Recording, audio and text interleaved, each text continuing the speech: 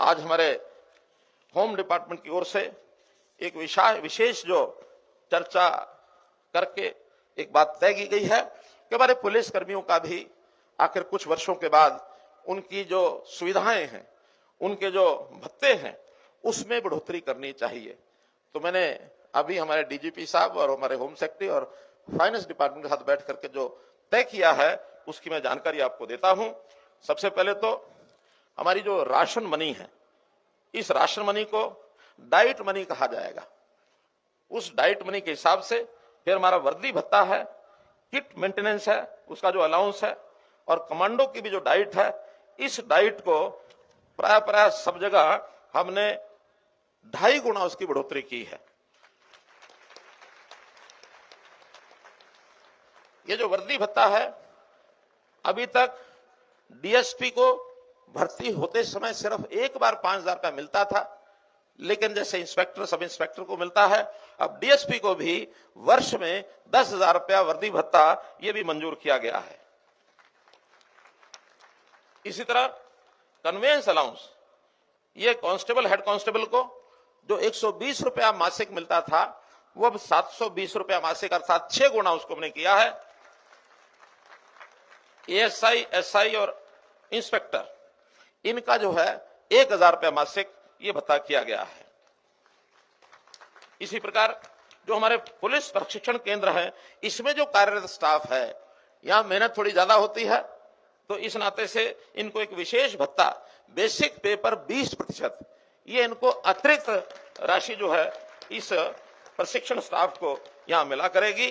भाइयों बहनों, आपके इस प्रशिक्षण के समय आपने बहुत मेहनत करके इस ट्रेनिंग को लिया है। प्रशिक्षणार्थ आइए, सेवार्थ जाइए, ये एक मोटो लेकर के हम यहां से जाएं, समाज सेवा करें। आपको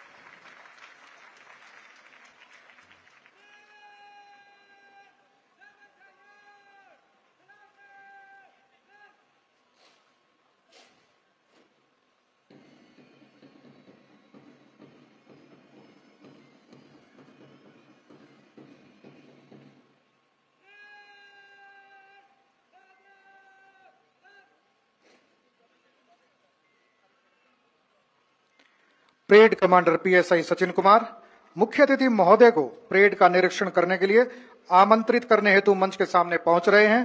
बैच में सर्वश्रेष्ठ प्रदर्शन करने वाले प्रशिक्षणार्थी को परेड कमांडर का दायित्व सौंपा जाता है।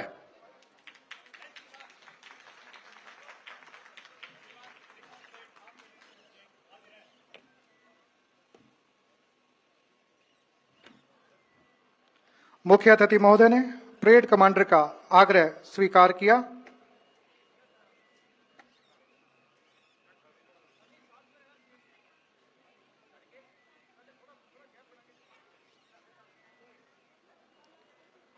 और अब 5,192 जवान और 25 जुलाई को, जिसमें 400 सब इंस्पेक्टर अपना प्रशिक्षण पूरा कर प्रदेश पुलिस का हिस्सा बने थे, उसमें भी मुझे शामिल होने का मौका मिला था।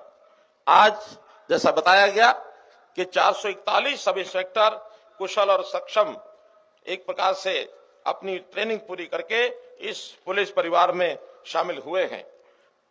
इन 441 सब इंस्पेक्टर में खुशी की बात है कि 61 बेटियां भी शामिल हैं, और जो प्रतिशत 2014 में पुलिस में महिलाओं का, बेटियों का मात्र 3% था, जो अभी 10% हो गया है। और अगर वर्तमान बैच की हम बात करें तो ये लगभग जो हमारा लक्ष्य तय किया हुआ 15%, उसके बहुत नजदीक पहुंचे हैं। इसलिए इस अवसर पर बेटी बचाओ बेटी पढ़ाओ और बेटियों की सुरक्षा के लिए पुलिस बल में ये बेटियों का जो योगदान है, इसको भी मैं सलाम करता हूं। हमने इस प्रकार की नौकरी में जैसा बताया गया कि टीआरपी, ट्रांसपेरेंट रिक्रूटमेंट प्रोसेस, इसके आधार पर यह भर्ती की है, और इस भर्ती से एक प्रकार से योग्यता को पैमाना मानकर आप सब लोगों को यहां लाया गया है। आप सब लोग अपनी योग्यता के आधार पर यहां पहुंचे हैं। अभी प्रथम, द्वितीय और तृतीय जिन जवानों को पुरस्कार मिला है, वो भी विशेष बधाई के पात्र हैं। भाइयों बहनों, मैं आज के इस दीक्षा समारोह को इस अकादमी का दीक्षा समारोह तो मान सकता हूं, लेकिन एक अकादमी इस अकादमी से अलग भी है, और वो है इस अकादमी की गेट के बाहर समाज की अकादमी। जब हम समाज में जाएंगे तो वास्तव में हमारी दीक्षा का परिणाम वहां देखने को मिलेगा कि हमने किस प्रकार के यहां प्रशिक्षण लिया है। प्रशिक्षण एक निश्चित अवधि का एक कार्यक्रम होता है, लेकिन इसके बाद का जो समाज के अंदर जाकर के काम है वो हमारे जीवन पर्यंत, हमारे सर्विस के आखिरी दिन तक, बल्कि उसके बाद भी जब हम सेवानिवृत्ति प्राप्त करते हैं तो इस प्रकार के जो हमने यहाँ ट्रेनिंग ली है उसके आधार पर वो काम होता है। हमने यहाँ नौकरी की है, नौकरी रोजगार के लिए होती है, और रोजगार एक औपचारिक जीवन का एक काम होता है। उस काम के अनुसार एक निश्चित औपचारिकता में हम काम करते हैं, लेकिन ये नौकरी एक काम ना मान करके हम लोग जिस प्रकार का दायित्व हमको मिल रहा है उसको इसको काम न माने, बल्कि एक सेवा माने। और सेवा हमेशा किसी मजबूरी में नहीं की जाती, कोई औपचारिकता नहीं होती, बल्कि ये स्वेच्छा से की जाती है। तो हमने स्वेच्छा से जो पुलिस का ये काम अपने जिम्मे लिया है, ये सेवा करना वास्तव में एक आसान काम नहीं, बहुत कठिन काम होता है। काम के नाते तो हमारी घड़ी वो हमको चलाती है। सुबह एक निश्चित समय पर हम अपने ऑफिस पहुंचते हैं और शाम को 5 बजे 8 घंटे की नौकरी पूरी करने के बाद हम वापस जाते हैं। लेकिन हमने जो दायित्व लिया है, पुलिस का दायित्व, इसकी कोई घड़ी नहीं है। मैं भी आपकी तरह मित्रों, भाइयों, बहनों, घड़ी कभी नहीं रखता, बल्कि सेवा भाव से जो पूरा काल चक्र 24 घंटे का है, लगातार सेवा के लिए अलर्ट आप और हम दोनों मिलकर के रहते हैं। इसलिए घड़ी की ओर देखने वाला व्यक्ति वो केवल नौकरी करता है, लेकिन जो घड़ी की ओर नहीं देखता, हम चाहे अपनी ड्यूटी पर हैं, चाहे कहीं अपना अन्वेषण कर रहे हैं, कहीं सड़क पर खड़े हैं, कहीं ऑफिस में बैठे हैं, कहीं घर में हैं, किसी भी स्थान पर हैं, हमेशा अलर्ट रहते हैं 24 घंटे कि कब कौन सा क्षण आ जाए जब हमको दौड़ करके और उस काम के लिए आगे बढ़ना पड़े। इसलिए भाइयों बहनों, हम जो काम जिम्मे हमने लिया है ये एक प्रकार से हमारे सम्मान के साथ भी जुड़ा है, क्योंकि पुलिस का जो काम है वो केवल, जैसा मैंने बताया, रोजगार नहीं, हमारा सम्मान और मेरे देश के प्रति सेवा, उसका सम्मान। जब हम अच्छा काम करते हैं तो हमेशा अपनी वर्दी का इसका सम्मान बढ़ाते हैं, अपने पुलिस बल का ये सम्मान बढ़ाते हैं, और हमारे कंधे पर जो एक बैज लगा है उस बैज का सम्मान बढ़ाते हैं। और हमारी सांघिक सामूहिक जिम्मेदारी कई बार तो देखने को मिलती है। मान लो हमारे से कोई कमी हो जाए, गलती हो जाए, बाकी जगह पर तो व्यक्ति का नाम लेकर के बोल देते हैं कि अमुक अधिकारी ने ये गलती की है, कमी रह गई है, शायद उसको ऊंचा नीचा बात कहते हैं। लेकिन जब हमसे कोई गलती हो जाए तो हमारा नाम या हमारा पद की बजाय पुलिस के ऊपर ताना कसते हैं कि पुलिस ने गलती की है, पुलिस तो होती ही ऐसी है। इसलिए हम में से एक भी व्यक्ति यदि अपनी काम में न्यूनता छोड़ता है तो हमारे पूरे वर्ग को ये बदनाम करता है। तो मेरी वर्दी का मान बढ़े, मेरे काम का मान बढ़े, मेरी पुलिस का मान बढ़े, इसलिए हमको हमेशा अपने दायित्व को सेवा के भाव से निर्वाह करना होता है। हमारे हाथ में एक डंडा होता है, हमारे कंधे पर बैज होता है, ये 2 निशानी पुलिस की मानी जाती है। लेकिन वजन तोलेंगे तो डंडे का वजन ज्यादा है, लेकिन अनुभव करेंगे तो हमारे ऊपर जो दायित्व है, हमारे जो बैज का वजन हमारे लिए ज्यादा है। इसलिए बैज का सम्मान ये हमारे लिए बहुत ही जरूरी है।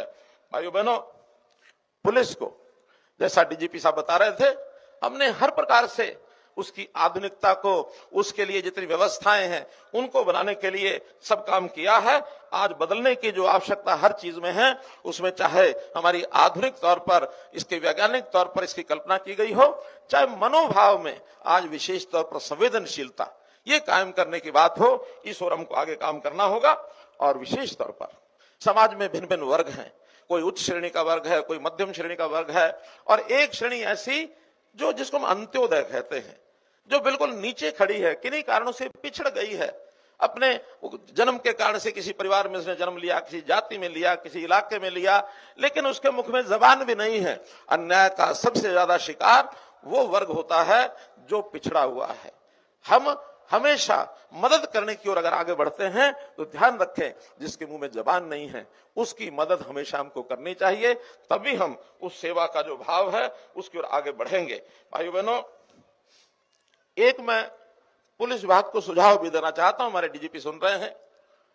अभी तक हम अपने अधिकारी, सिपाही, हेड कांस्टेबल की तरक्की करते हुए और उनको स्टार की ओर ले जाते हैं। ये inspector, sub inspector, ASI 1 star है, 2 स्टार है, या 3 स्टार है, या डीएसपी है, या एसपी है, या डीजीपी है, एडीजीपी है, उनके स्टार बढ़ते चले जाते हैं। लेकिन ये व्यक्ति की पहचान के लिए तो ठीक हो सकता है। जिस परिसर में हम काम करते हैं वो है हमारा थाना। उस थाने का, उसका भी हमको ध्यान करके उसका अपग्रेडेशन करना चाहिए। उस थाने में वातावरण क्या है, वहां काम करने वाले सभी, उसमें अधिकारी कर्मचारी भी आएंगे, वहां का स्वच्छता भी आए, वहां सुंदरता भी आए, वहां का भवन भी आए। तो क्या हम थानों को स्टार दे सकते हैं? क्या हम थानों को स्टार दे सकते हैं? ये स्टार नंबर 1 का, ये 2 डबल स्टार, ये 3 स्टार, ये 4 स्टार, 7 स्टार तक वर्गीकरण करना चाहिए, ताकि थाने के बाहर ही लगा हो कि ये थाना 3 स्टार है, 4 स्टार है, 5 स्टार है, ताकि व्यक्ति का विश्वास उस थाने के अंदर उतना ही ज्यादा बढ़ेगा और हम में काम करने की प्रेरणा भी कि हम अपने थाने को कितने स्टार लेके जाना चाहते हैं। ये वर्गीकरण वैसे तो कहीं ना कहीं मुझे आभास होता है आज भी कुछ थानों का बना हुआ है, उसमें भी कौन सा थाना कैसा है, कहां की नियुक्ति की चाह ज्यादा है, आप सब समझ गए होंगे। लेकिन उस तरफ नहीं जाना चाहिए। हम लोगों को हमेशा, जैसा मैंने बताया, सेवा का भाव ये मन में यदि लेके चलेंगे, हमको समाज को भी ठीक करना है, अपने सिस्टम को भी ठीक करना है। सिस्टम में बहुत खामियां पहले की जो हैं वो खामियां ध्यान करनी है कि कहीं समाज की खामियां न बढ़ जाएं, हमारे वर्ग की, हमारे पुलिस की खामियां अगर कोई हैं वो हमको छू न जाएं। हमारी प्रशिक्षण आज हुआ है, हमारे अंदर नए प्रकार की प्रेरणा, उत्साह है। हमेशा नया जो व्यक्ति होता है वो एक बहुत ही उत्साह के साथ आगे बढ़ता है। हमारे आईपीएस ये जब ट्रेनिंग लेकर के आते हैं एक बहुत अच्छा सोच लेकर के आते हैं, ऐसी सोच हमारे इस प्रशिक्षण में मिलती है। लेकिन कई बार वातावरण में हम दूसरों को बदलना चाहते हैं, कई बार हम बदल करके आ जाते हैं। मैंने पिछली बार परेड में कहानी सुनाई थी छोटी, आपको भी सुनाना चाहूंगा। एक किसान, उसकी भैंस को अफारा हो गया। अफारा हुआ तो पशुओं के डॉक्टर के पास गया कि भैंस को अफारा हुआ, दवाई दीजिए। उसने एक मोटी सी गोली दे दी और मोटी गोली कहा कि भैंस को खिलाओ। किसान ने पूछा कैसे खिलाऊं? एक पाइप ले लो, लोहे का या बांस का छोटा पाइप, वो पाइप का एक सिरा भैंस के मुंह में डालो, उसके अंदर गोली डालो और दूसरे सिरे पर जोर से अपना मुंह लगा करके और फूंक मार दो ताकि वो गोली भैंस के पेट में चली जाए। दौड़ा दौड़ा किसान भैंस के पास गया, पाइप लिया, पाइप भैंस के मुंह में लगाया, गोली डाली और जोर से जो फूंक मारने लगा किसान फूंक मारता, इससे पहले भैंस ने फूंक मार दी और वो गोली किसान के पेट में चली गई। तो कई बार परिवर्तन करते समय हमको मनोबल ऊंचा करना चाहिए। हमको जिसको जो संभालना सिखाना है वही सिखाएंगे, किसी कमी के हम शिकार न हो जाए। इसलिए मित्रों, भाइयों बहनों, इस सकारात्मक सोच से यदि आप बात आगे बढ़ेंगे तो निश्चित रूप से इस अपराध की वृत्ति को हम रोक पाएंगे। जो अपराध की वृत्ति रोकने के लिए हमारे बहुत से विंग बने हैं। जैसा अभी बताया गया कि हरियाणा स्टेट में हमने एक एनफोर्समेंट ब्यूरो ये भी बनाने की योजना की है, ताकि हम तरह तरह के अपराध, जिसमें बिजली चोरी, अवैध खनन, आबकारी अपराध, ओवरलोडिंग, यातायात नियमों का उल्लंघन करने के मामले, अवैध कॉलोनियां, ये सब अपराध जो है किस प्रकार से हम समाप्त कर सकते हैं। साइबर के अपराध के लिए हमने साइबर थाने ये भी जगह जगह खोले हैं। तो इस नाते से हम लोग जो इन कामों में आगे लगे और समाज की कुछ बुराइयां, कुरीतियां, उनको भी हमको दूर करना है। जैसे आपको ध्यान में होगा, अभी हमने हरियाणा में 1 से लेकर 25 नंबर तक एक साइक्लोथॉन, जिसमें लाख से ऊपर साइकिलिस्ट ने भाग लिया था कि किस प्रकार से हरियाणा को हम ड्रग फ्री हरियाणा, कैसे हम नशा मुक्त हरियाणा ये बनाएं। तो ये एक बहुत बड़ा ऐसा काम है। इसमें पुलिस ने हरियाणा राज्य नारकोटिक्स कंट्रोल ब्यूरो की स्थापना की है। हम सब लोगों को भी इसमें लगना होगा, सामाजिक बुराई को दूर करना होगा। सामाजिक बुराई को दूर करने से पहले एक चेतावनी भी, एक बार एक महिला एक संत के पास गई कि महाराज, मेरा ये बेटा गुड़ बहुत खाता है, इसको गुड़ छुड़वा दीजिए। महात्मा ने थोड़ा बच्चे की तरफ देखा, बाद में कहा कि माई 1 हफ्ते बाद आना। हफ्ते बाद फिर वो गई, माई ने फिर वही कहा और संत ने वही कहा 1 हफ्ते बाद आना। तीसरे सप्ताह फिर गई, माई ने भी वही कहा, संत ने भी वही कहा 1 हफ्ते बाद आना। 4 हफ्ते बीतने के बाद और उस बच्चे को संत ने बुलाया कि बेटा इधर आओ, गुड़ खाना अच्छी बात नहीं है, गुड़ छोड़ दो। बच्चे ने कहा ठीक है महाराज।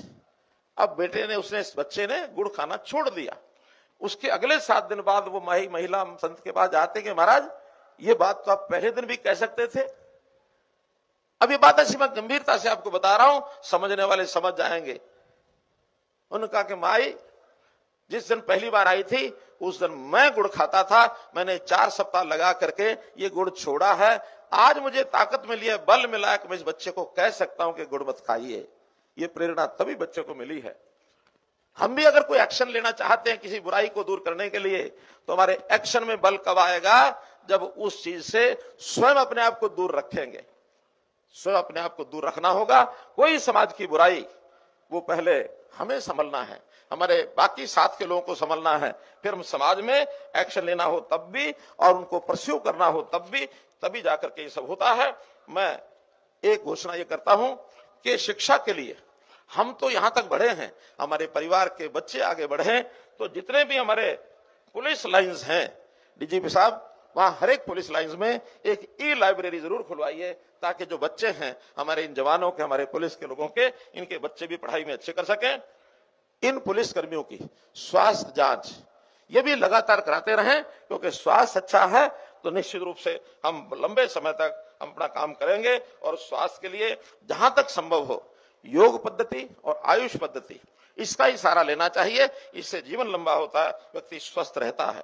एक योजना हमने सेवानिवृत्त जो पुलिस कर्मी हैं उनके लिए प्रहरी योजना हमने चलाई थी कि 80 वर्ष से ऊपर के जितने समाज में ऐसे लोग हैं उनकी सबकी देखभाल, उनके घर जाना, उनके परिवार या व्यक्ति खुद है, उनकी पत्नी है, उनका और भी कोई, कई बार लावारिस ऐसे माता पिता को छोड़ करके बच्चे मस्त हो जाते हैं, उनकी सेवा भाव करने वाला कोई नहीं होता, तो उनकी देखभाल ठीक हो जाए। प्रहरी योजना में भी हमको हर संभव मदद करनी चाहिए।